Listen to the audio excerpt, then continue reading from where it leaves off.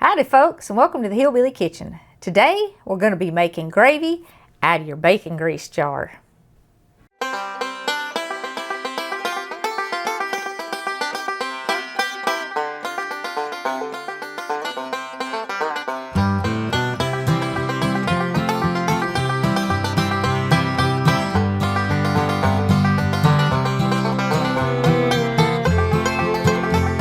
Now this is some real serious cooking here. This is some of that survival cooking, struggle food, depression era, hard times, pioneer, hillbilly cooking. This is the kind of stuff that'll get you through those times when there ain't nothing left to cook. And it's also the kind of food that most of us grew up on and we really, really love. This is true comfort food. And I know y'all have been seeing that meme going around social media that says you're about to find out why your grandma saved her bacon grease. Well, I got a feeling we are about to find out why grandma saved her bacon grease. So if you don't know to save your bacon grease, and if you don't know how to use it, you stick around for this video and we're going to teach you how to make perfect gravy. And while we're making the gravy, we're going to talk about some other uses for this jar of bacon grease. So I'm going to get some heat going on my pan here. Now this recipe is really good for folks who just have 1 or 2 people in their house, and it's also good for folks who have 12 or 13 people in their house, because you can make a little bit of gravy or you can make a whole lot of gravy. And what I've got here is what you need to make 2 cups of gravy. I have 4 tablespoons of flour. And I've got 2 cups of milk. If you have a gluten allergy, you want to substitute the flour with 2 tablespoons of cornstarch and dump your cornstarch in your milk. Now don't do that with your flour. We're going to put the flour in the pan and brown it. But if you've got a gluten allergy, you can use the cornstarch to thicken your gravy. As far as how much grease you want in here, it kind of depends on your particular taste and on your diet, maybe dietary restrictions, and maybe how much you need to fill the people up you're cooking for. Fat has a lot of calories in it, and it also makes us full. So when we eat food with fat in it, we don't have to eat as much. Now that being said, I'm not real fond of greasy gravy. So I put about a tablespoon in mine. Maybe not even quite that much. I think the official recipe for gravy has like equal parts fat and flour. But you don't have to have that much fat. You certainly don't need 1/4 cup of bacon grease. Like I said, I do barely a tablespoon.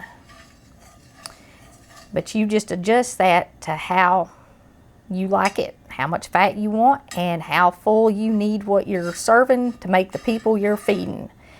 I mean, if times get real hard, add a little bit of extra fat to it and they won't have to eat as much. Now, normally when I make gravy, if I've cooked sausage or bacon or something, I have all of the stuff left in the pan. You know how when you fry sausage or bacon, you have stuff left in the pan.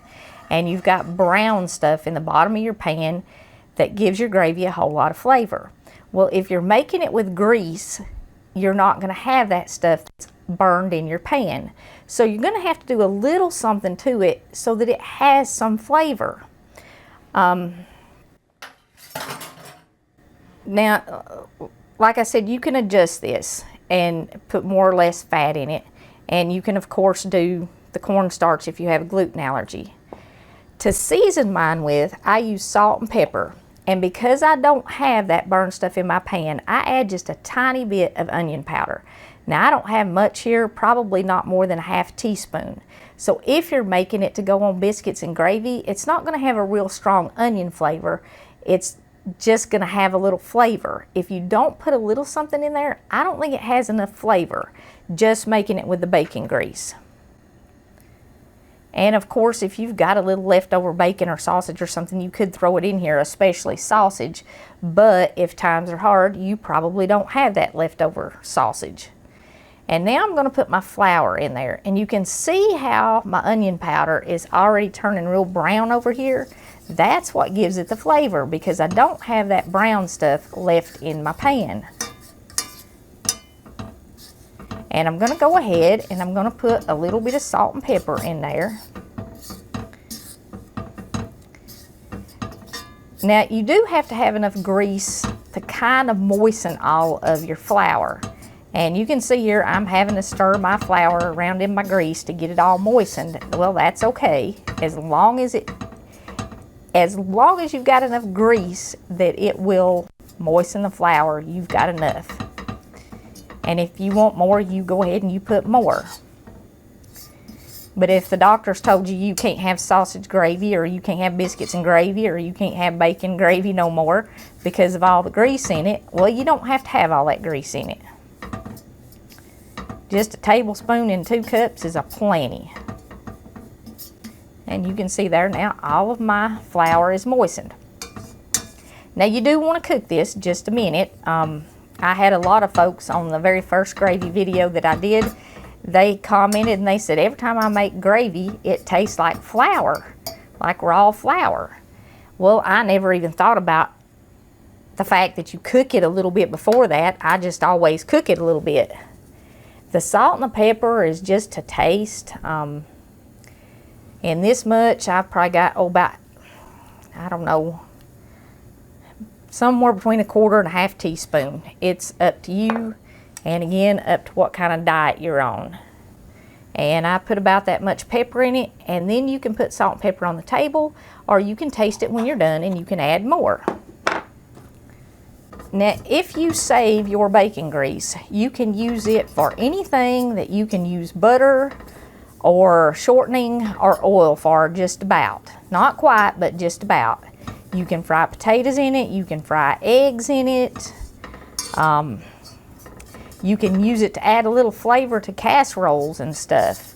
I mean, just you can use it in all kinds of recipes, and it does add a lot of flavor. Now, you just need to cook this a minute so that that flour doesn't taste raw, and so that it kind of turns brown. When it starts to turn brown and look sort of toasted like this does, you're not going to get that nasty raw flour taste. Now, the next thing is you're going to add your milk, and you're going to add it all at once really fast while you stir your gravy.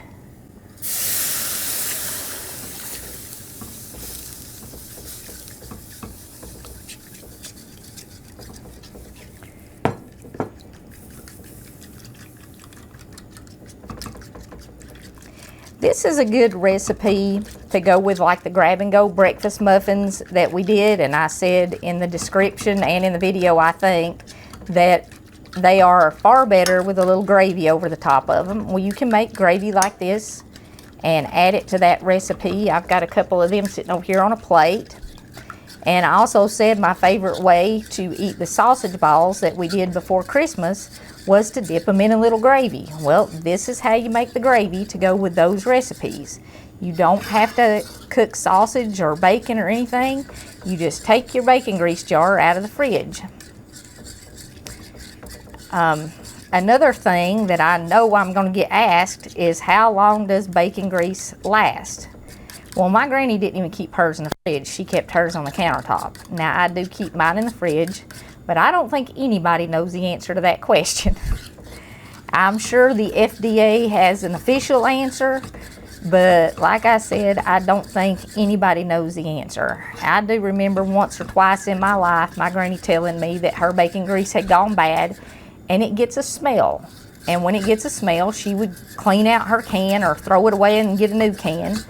But as long as it doesn't get a smell, I use it. And my granny used it, my mama used it, and all my aunts did. So, you know, it is kind of something you can smell. Now, I do keep mine in the fridge, and like I said, she didn't. But I'd recommend keeping it in your fridge. Most of us have a fridge big enough to stick our bacon grease jar in. It keeps it a little longer, and it just keeps it a little fresher. In fact, most food lasts much longer in the fridge. So if you've got something that you really, really like and it gets stale or starts to go bad before you can eat it, keep it in the fridge. It'll last a little longer. Now, all we're gonna do at this point is we're just gonna barely bring this to a boil. If your gravy is too thin, don't dump more flour in here, because if you dump more flour in here, it's gonna lump up and make a mess. And I've had people say, oh, you can dissolve the flour in the milk and then add it. You know, add a little bit more that way. And you can, but then you're gonna get that taste of raw flour. And they've also said you can dissolve cornstarch in milk and add a little cornstarch to it to thicken it. You can. But what you can also do is just cook it a little bit longer and it will get thicker. Now, you're not gonna cook this until it gets as thick as you want it. You're just gonna cook it until it comes to a boil and it barely starts to thicken, because gravy continues to thicken as it's cooled. And if you cook it till it gets as thick as you want it, when you put it on the table, you're gonna have to slice it. All right. Now it's boiling, it's definitely thickening on the edge of my pan, and I can see a trail when I rake my fork through it. You're not going to want to cook it much past this, because like I said, it gets thicker as you cook it. You want it barely thicker than the milk you poured in there, and it'll just keep getting thick as it cools. It'll keep getting thick as it sets on the table. You can also, at this point, see a little bit of a film forming on the top of it. I think we're probably about good right there. Now, if it happens to get too thick, if you cook it a little bit too long, or maybe you had just a little bit too much flour in there, you can just add you a little bit more milk and it'll thin it right on out. If I add more milk, I usually do bring it back to a boil, but you don't necessarily have to. It does cool it down though. But if you've got it in an iron skillet like this and you're trying to get them out of the bed and into breakfast and it starts to thicken up on you a little bit, the iron skillet's going to hold a lot of heat, and you can just pour a little bit in there and it won't get too cold. Now, if it gets too cold and too thick before they get out of the bed, turn the heat back on and warm it up and maybe add a little bit of milk to it and thin it back out. And you know, Granny used to leave it sitting on the stove literally all day long, and they'd go out and work in the garden and stuff and come in and have leftover gravy at lunchtime. She'd heat it up and that's what they'd have for lunch, is biscuits and gravy. You can maybe see, if I stir this with this fork, it like scoops up this way and it's deeper on this side than it is on this side. That's thick. That's all you want right there. I don't know if you can even see that. Okay, here you go. You can see the brown skillet, or the black of the skillet, through the gravy when I scoop it up. That's thick, and it's getting thicker, and it will keep getting thicker as it cools. So you really don't want to cook it until it gets too thick. All right. Now, like I said, this is a great recipe whether you're cooking for 2 people or 1 person or 22 people, because all you do is just multiply it to make more for however many people you're cooking. And it's really good for, you know, the breakfast muffins, the sausage balls, anything like that where you're not cooking.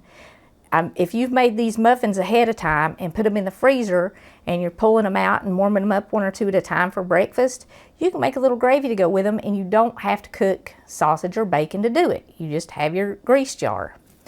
If you don't have a lot of food and you just want biscuits and gravy for breakfast, you don't have to cook sausage or bacon. You just pull out your grease jar and you make some biscuits, and you know, you've got breakfast just with your grease jar and a little flour.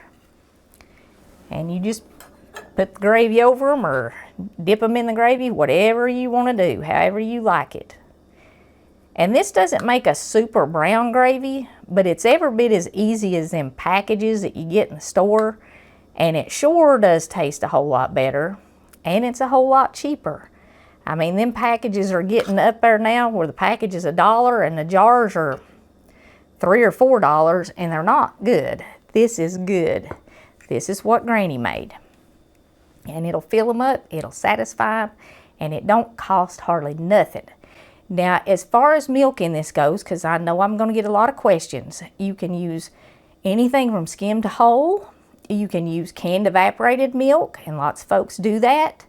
You can use powdered milk in it, and you can cut the milk with half water.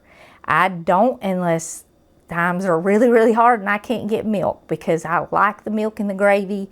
It's rich and creamy, and I don't use as much fat in it. But if I had to cut the milk with half water, I would add a little bit more fat to it so that it was still rich and thick. And that's part of what the fat does in your gravy, is it does make it richer and thicker and creamier and more satisfying, because it does have the fat and the more calories. So adjust the fat to suit your taste. And like I said, gravy doesn't have to be bad for you. This has a tablespoon of fat in it. That's it.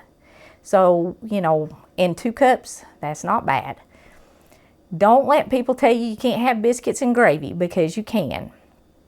And this is the perfect addition to these muffins or sausage balls. And I'm going to put the link to all this extra stuff, because I have the video for the muffins and I have the video for the sausage balls. And these are my butter biscuits, but I've got 3 biscuit recipes, or 3 biscuit videos, and I'm going to link all those in the description. And I'll have at least one of them in the end cards, so you can just click on it if you're watching on your smart TV. Keep this recipe. I got a feeling you're going to need it, and don't throw away that bacon grease no more. I want to leave y'all with Proverbs 27:2. Let another man praise thee, and not thine own mouth, a stranger, and not thine own lips. There's a whole lot of warnings in the Bible about being boastful and prideful. And if we live a life that honors God, a life where we're serving Him, there won't be any need for us to praise ourselves, because other people will. And it is far better to be recognized by other people than it is to have to recognize yourself. I want to thank y'all so much for joining me in the Hillbilly Kitchen. If you have not already, please don't forget to click like and subscribe before you leave. And until next time, remember to put God first.